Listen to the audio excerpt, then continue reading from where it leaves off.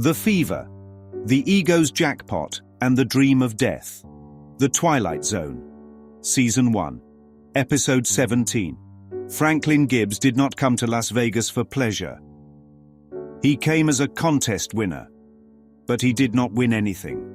He was selected, chosen by a system that only appears to give.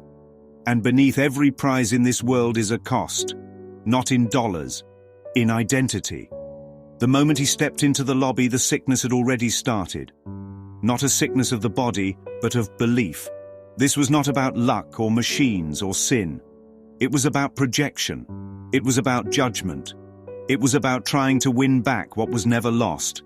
The two meanings of fever. Fever means heat in the body. It is a natural response to infection. The system is trying to purge what doesn't belong. Fever also means obsession. Excitement, nervous drive, a passion that overtakes logic. Franklin caught both.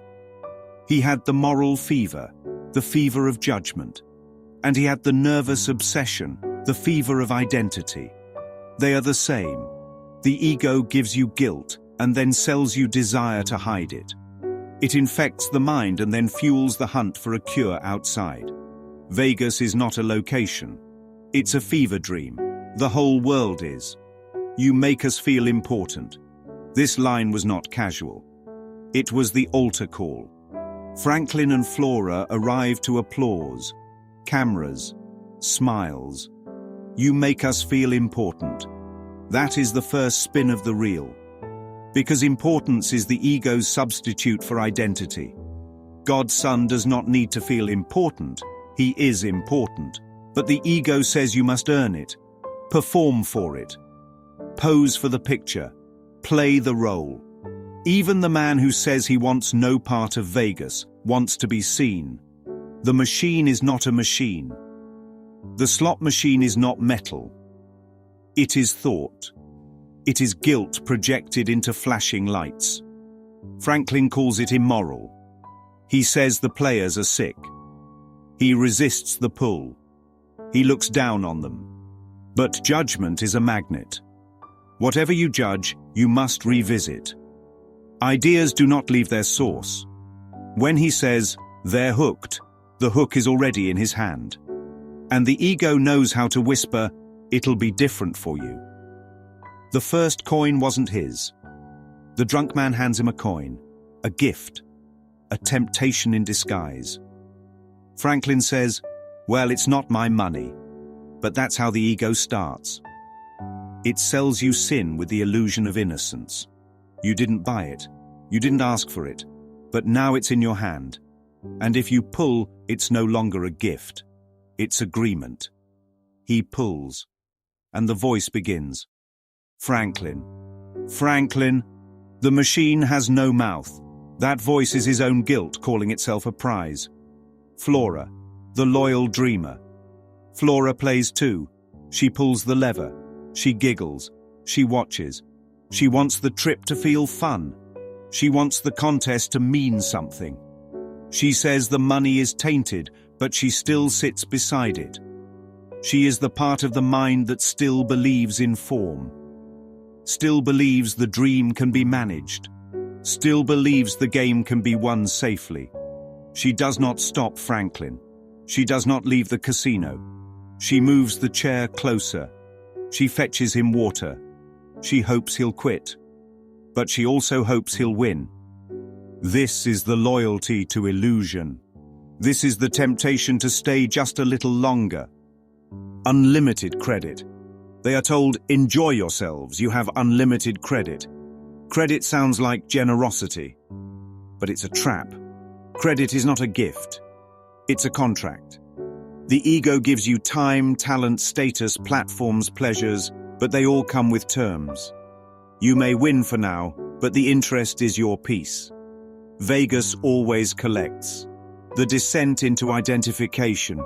Franklin writes his first check, then a second, then a third. He says, how can I stop now?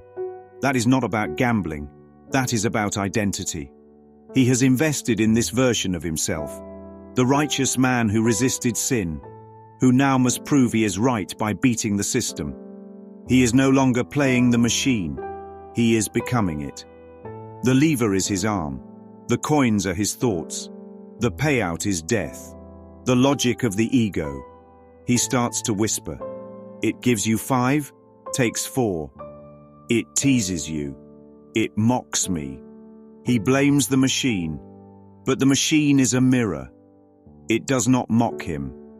It reflects his belief that he is guilty and must suffer. He cannot walk away because the mind believes there's something left to prove. That's the ego's trap. You will never walk away until you think you've broken even. But there's nothing to break even with. There was no debt. There was no sin. There was no separate self. The final scene, death is the jackpot. He hears it in the hallway. Franklin, it is not calling him to play. It is calling him to die. Because death is the only payout the ego honors. You lost. You fell. You played the game. Now here is your prize. He leaps, backwards, out of the window. His wife cries. The hotel resets. The machine is labeled out of order. But a coin rolls beside his body. The dream doesn't mourn him. It just cues up the next Franklin. The holy instant. But there is another voice. It doesn't blink. It doesn't sell. It doesn't whisper your name from a hallway. It says, you are not a body. You do not owe anything. You have not sinned. You are free now. That is the real jackpot. And it doesn't come from spinning. It comes from stillness. It is not found in Vegas. It is found in vision. Let the machine be still. Let the fever break. Let the name Franklin dissolve. Let the sun remember himself. There is no prize greater than peace, and no cost to be paid for what God already gave.